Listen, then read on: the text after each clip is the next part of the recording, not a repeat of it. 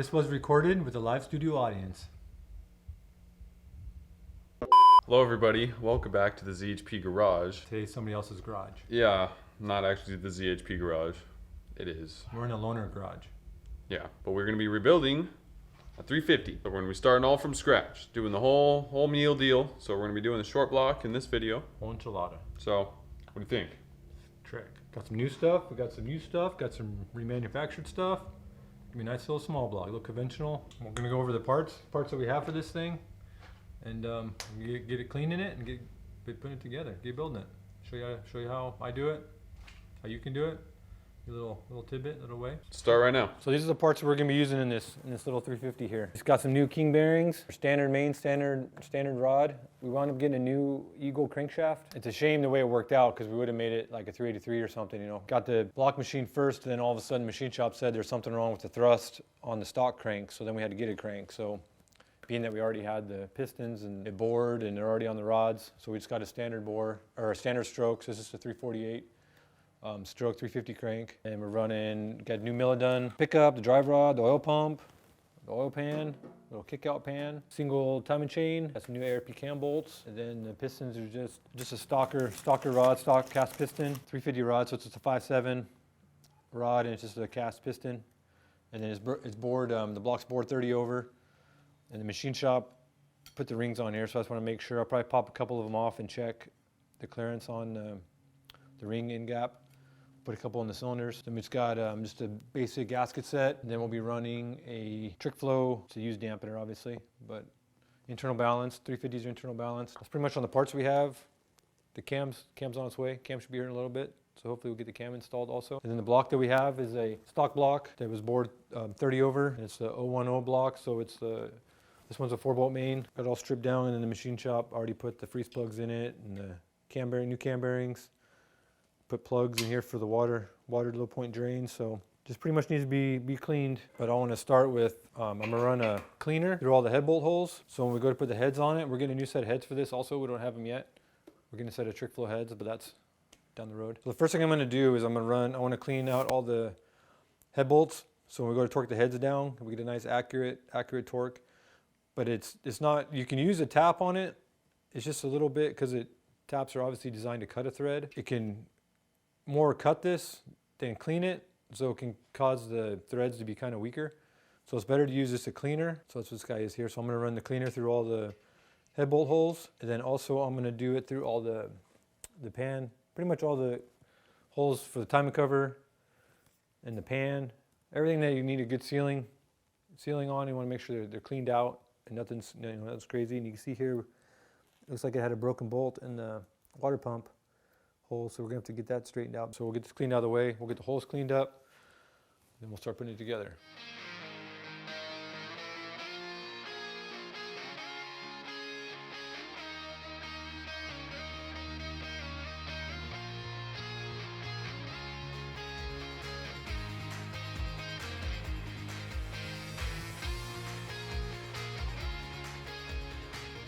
So we got our block all cleaned up.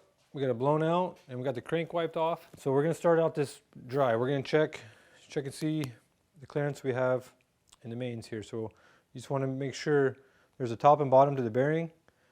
So obviously the side that goes to the block has the oil feed in it, and the one that goes to the cap, no oil feed. So you don't wanna block off the oil feeds if you get it wrong cap in there. So we're gonna get the mains in here, we're gonna put them in dry, because we're not going to spin the crank, so we'll get the upper ones out of the way here for a second. You want to push them at an angle. I normally do the lock side. See, it's got a locking tab, and then you got to line up in the block.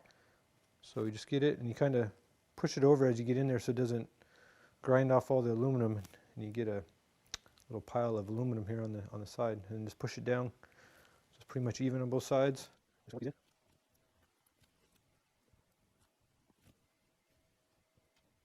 And the same deal on the back. So your rear cap's got your thrust on it, but there's still an upper and a lower has an oil hole in it.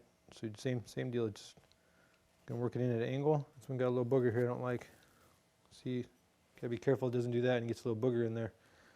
Get that out of there. So you gotta watch for it when you push it down in there. It can scrape it up. Fits good now. We got them all in. So we got all the block sides. So now we're gonna set the crank in here. We're not gonna put any lube on it because we're gonna use a little plastic gauge And we want to check, we're going to torque it down and see how much oil clearance we have in here. When you set the crank in there, you can see how it has the oil holes, and see how this one here is kind of cool because they're chamfered. It's kind of helps the oil come around as it's rotating and rubs the oil around the main bearings. So you got them chamfered. So when we set this in here, you want to put the gauge, you want to try to get all these oil holes so that they're not all on the top, because that's where we're going to put the little plastic gauge. So we want to check.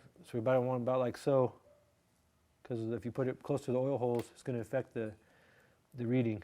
So we're going to set it so like this, so all the mains, there's no oil holes.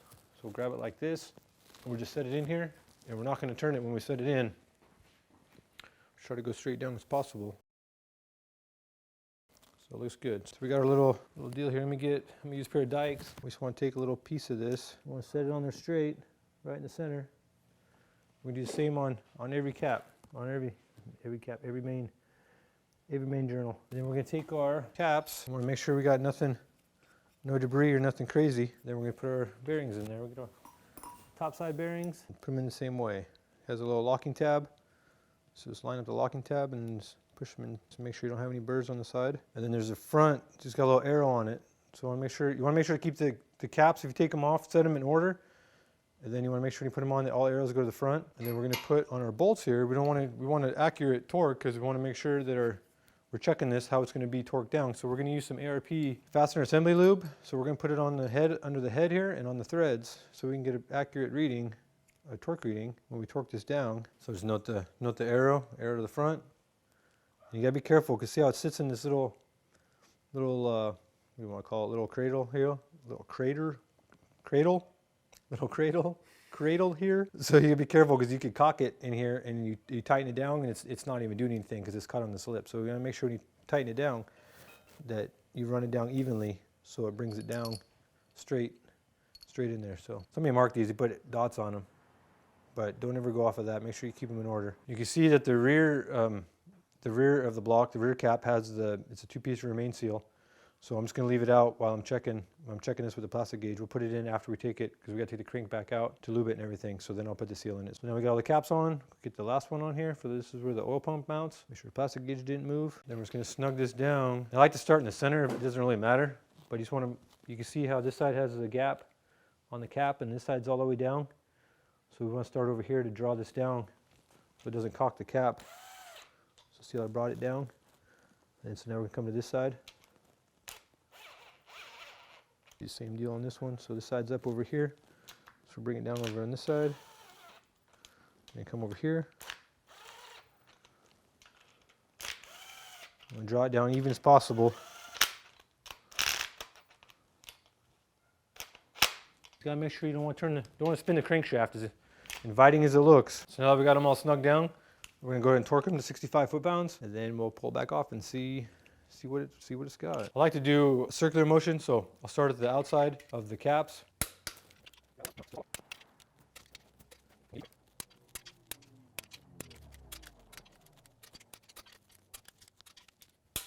Let's double check, make sure we didn't miss any of them. All right, now let's take it back apart again. So I gotta break these loose by hand. My little impact won't loosen them, so we're gonna break them loose so then we can zap them out. So now we can zap them out. Now it can loosen them. So now we got them all loosened up. You're gonna have to kind of wiggle it a little bit if it's tight in this little girdle or little step. But you gotta be careful. Try not to pull up on it so you're not messing up your little measurement. So we're going to pull this up, and then now we have some lubricant stuff on here, so be careful where you set it. Don't set it so it can get dirty. So we're going to lean it. Got some towels over here. We're going to set it on the side. Take all these caps off first, and then we'll see what it tells us, how even it is. So now we're going to rip off a little piece, and you can see on here that one side's inches and one side's millimeters. So depending on how you like your measurements. So I'm going to use inches. Then you just kind of compare it here, the widest point. You see where you're at. So we're about 1.5. It's on the cap also, so you can read it off of here. You see it does the same impression. A little over 2, but under 1.5. Or a little over 2, but under 1.5? Or a little over, a little under 2, a little over 1.5. So being what this engine's going to be used for is pretty much stock application, that it'll work good. We'll run probably like a 530 engine oil in it. So we know we have we have a decent amount of room in there. So we're gonna wipe this all down. We're gonna pull the crank out here, and we're gonna lube it up and put the seal in it, the remain. So we're gonna pop this out. You see the comments now? Oh my goodness, it's gotta be in a vacuum sealed environment, no dust at all. You see that meme about people building their 1,000 horsepower LSs in the backyard in the mud? So now we have the crank out. We're gonna lube up, put some assembly lube on our bearings, but first we gotta put our rear main in there. And you can see that this guy, so you want it like this on the bottom. So the oil pushes on this lip and pushes up against the crank and seals it. You don't want to have it this way. It's going to leak on you. So you can do this a couple different ways.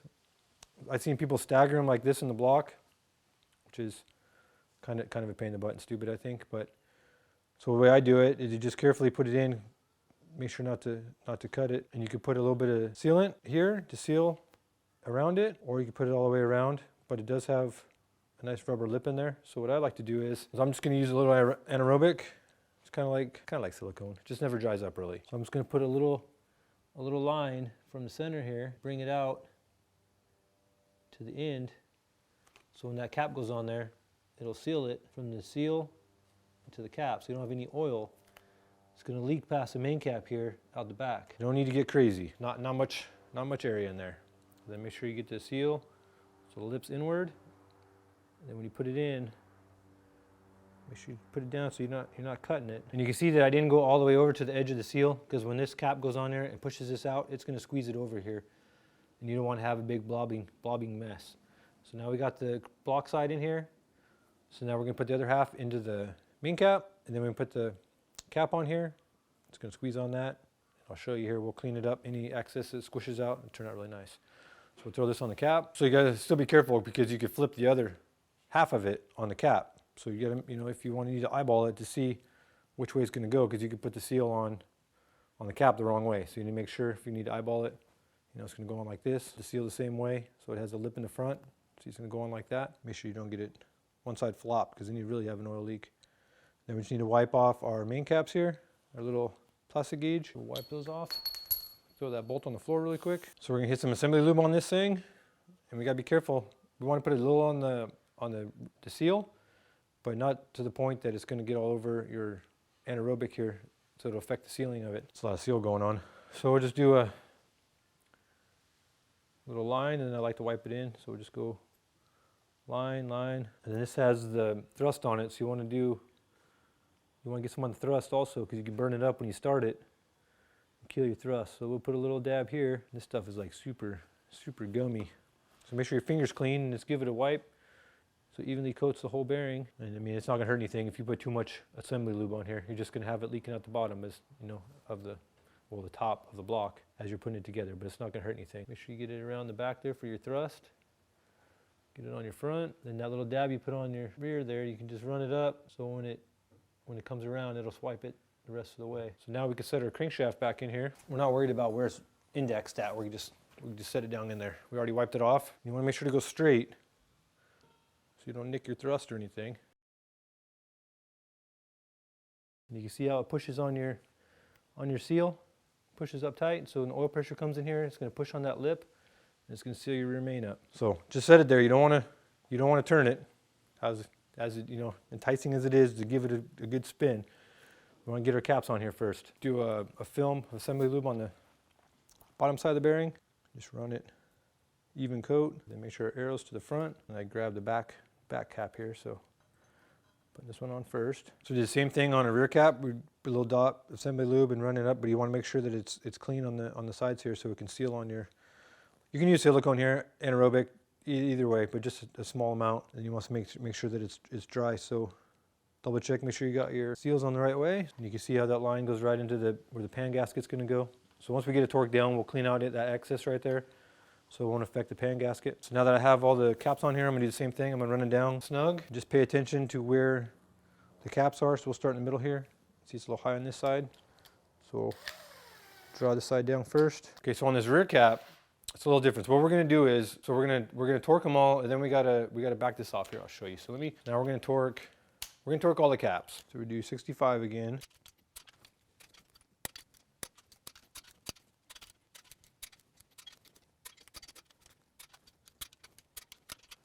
right, so now we got it all torqued down. So now what we're gonna do is, so now that we know our cap is down straight and even, we're gonna loosen up. You want to just have it snug so this cap can float on here. So now we have our cap is down there straight, but it can move. And now we're gonna hit our front of our crank and then hit the back of it, and we're gonna set the thrust so the block side and the cap side is even with each other, so it's not offset, so it doesn't burn up one thrust more than the other.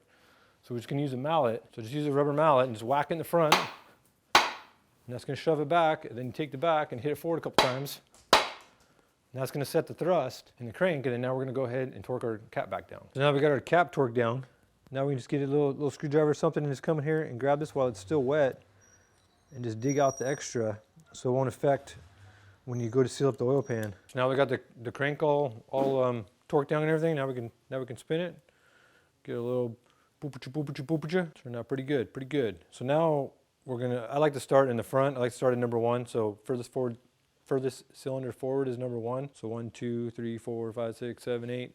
So you want to throw the crank to be the furthest point away to give you as much room to install the rod. And then these pistons, they get the 4-valve relief, but it has a dot. The dot's supposed to go to the front. But you want to make sure that if the dot's to the front, that there's a side that runs up against the crank here, and then there's a side that runs up against the other rod. So being that this one's in the front, this part's going to ride up against the crankshaft because this is the furthest forward, and then number 2 is going to ride on the back. So put the crank at the bottom of the throw of the rod so it has as much room. It's easiest if you put the piston, or the cylinder head, the one you're installing, all the way so it's straight. And you can see that the crankshaft is all the way at the bottom of the throw. And you can use a couple different ways, because when you put the rod in, you gotta hold the rings so you can put them in, because if they catch, you could break a ring coming in. So you have to use an installer, and you can either use one like this, so you put it on here, and then you crimp the rings down so they're even with the piston. And this has a little bit of slop in between clicks, so you kind of got to hold it to make sure that the ring doesn't pop out a little bit and catch it, but then you put it in there and you tap it down.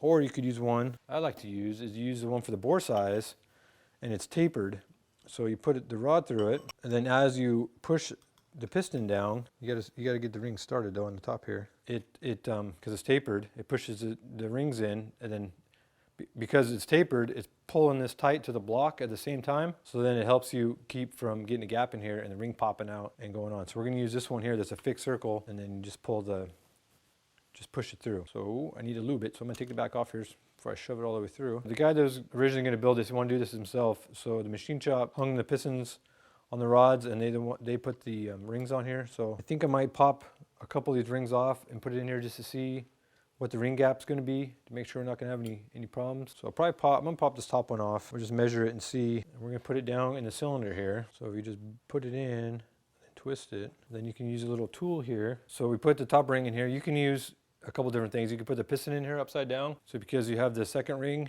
still on here, you could put it in like so.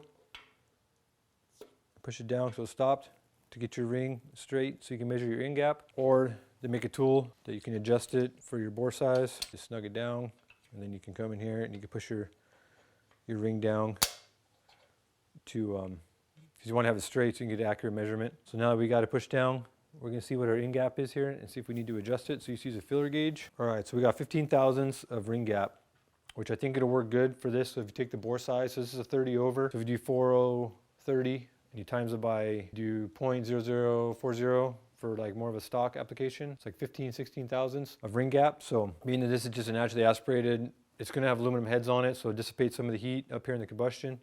So I think 15 thousandths and the ring gap's going to work good. So I'm going to put this ring back on. Assume that all the other ones are the same measurement, that they're relatively close. Pop this ring back out, just rotate it, pop it up.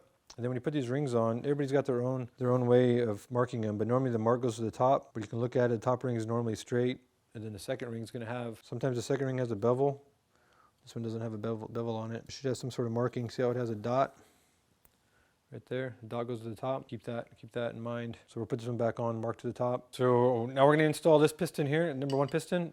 And then we're going to leave the bearing dry because we want to check the first one here with the plastic gauge again. When I put the rings in, you got to stagger them, because if you line them all up, obviously you're going to have a compression leak. It'll have compression, it'll just be super low because, you got 15 thousandths or so on each ring, so it's going to blow by. So what I normally do is I normally put the top ring all the way at the bottom, And then I put the second ring on the top, and then on the oil rings here, they have, so you see where it comes together right here on the little expander. And then it has a little spacer ring right there. So there's a gap right there, and then the other gap. So that one's gonna be there. So we're gonna line up with the wrist pin. And then line this one up with the other wrist pin. So he's up here, but that doesn't really matter. So they're all staggered. So they're all 90 degrees from each other.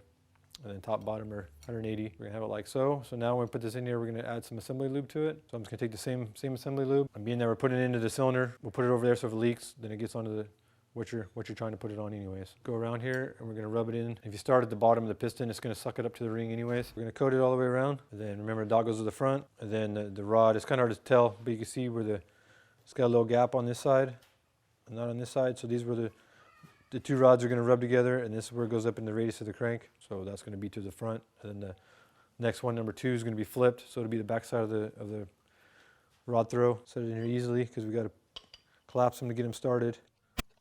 So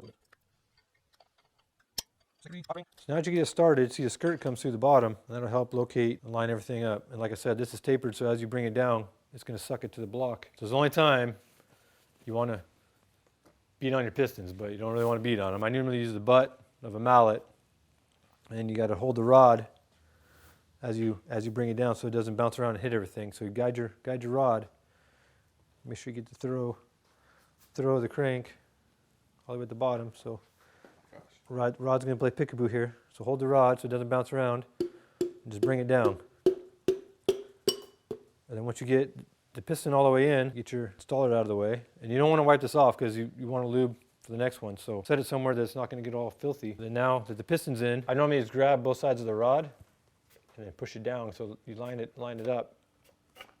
It's gonna come down. So it goes down tight. So now you can rotate the engine around. So we can put our little plastic gauge on here and it'll sit, and we'll put our cap on and we'll check it. And you can see how the bearing, see when the rod's all the way over, see the little gap in there? How the bearing is away from the radius, and then it's all the way on this side. So it'll tell you that the rod is indexed the right way, it's not upside down. Because if this was up tight to the radius, it would eat the bearing. It would wind up catching it and spinning the rod bearing. So now we're gonna get our plastic gauge, wipe off my hands here. Get our little plastic gauge in there. Then the 2 locks go to the same side. So we put our cap on here. Then we want to put our assembly lube on the nut and on the threads so we can get our accurate torque. So now we're going to torque our rod bolt. These only get torqued to 40 foot-pounds. They're just a stock bolt, nothing crazy. So we're going to evenly torque them. Oh, first I gotta set the torque wrench first to 40 foot-pounds. Hold on. All right, so 40 foot-pounds. So you want to do them evenly, but evenly to the point that it gets a consistent throw so it torques accurate. So we got it torqued. Now we're gonna take it back apart, see what we got. It's a little harder to get the caps off because it's got like a tapered, it holds really tight on the bolt. So you kind of got to pop it up on these little lips right here. Because if you beat the bolt down, you push on the plastic gauge and it'll mess up your reading.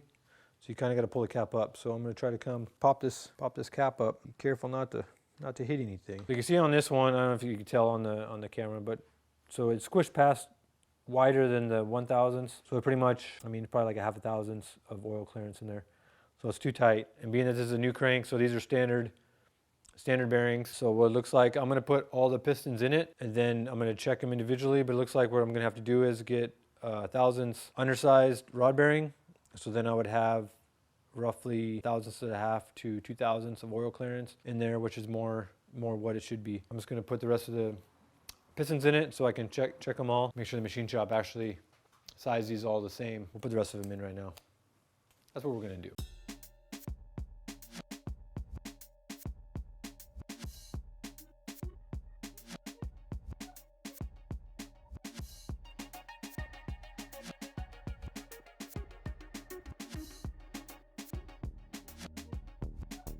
So now we got the short block all assembled. We got all the rods in it. Now we're going to check the clearance in between the rods here. Make sure that we have enough. I mean, it looks good. You can see that they move, but we're going to just double check it with a filler gauge. So it's pretty sure we should be around like 8 to 12,000 somewhere in there. So I'll say if they all have 10, it's good to go. So yeah, we got plenty of room. So now we're going to check. We want to double check our crankshaft thrust. We want to make sure we have enough thrust in there. Pretty much the whole point behind checking all the clearances is just to make sure you have enough room for oil to get in there and keep everything lubricated. So we're going to set up a We got a dial indicator. We're gonna set up on the front here, on the snout. So now we got our little dial indicator set up. So we're gonna kick the crank all the way forward. So it's gonna go on the cap here. And we're gonna kick it all the way forward. And then we're gonna set our little dial indicator to 0, like so. And then we'll pry it the other way and see what we got. So it looks like we got 3.5 thousandths. So it looks good. Good thrust clearance. So now we are going to flip it over. There we have it. So you got all the pistons in it, all the dots to the front. Get them all good to go. All good to go. So you see our crankshaft, our new crankshaft didn't come with the keyways. And we don't have the old one. So we're gonna put the cam in it, but we can't really put the sprocket on. You can't put it all together because I can't get the keyway in there with the sprocket on there. But we got it on top dead center. So when we get the keyway, you see our little dot is to the top, but we're just gonna put the cam in here. We got this bazooka tube camshaft, I guess. Interesting shipping device. Let's see what we got in here. Hey, there's a cam in here. There's all kinds of stuff in here. What's this? Hello. We're gonna use the same assembly lube that we used on the rest of on all the bearings and everything. So we're just gonna concentrate. We'll put a little bit on the lobes, but we pretty much want to concentrate on the journals. So we'll just draw a line. Then we'll just go a little bit heavier on the rear one because it's getting shorted the whole way through. Get some on there, we'll get a coat, we'll just mix it in.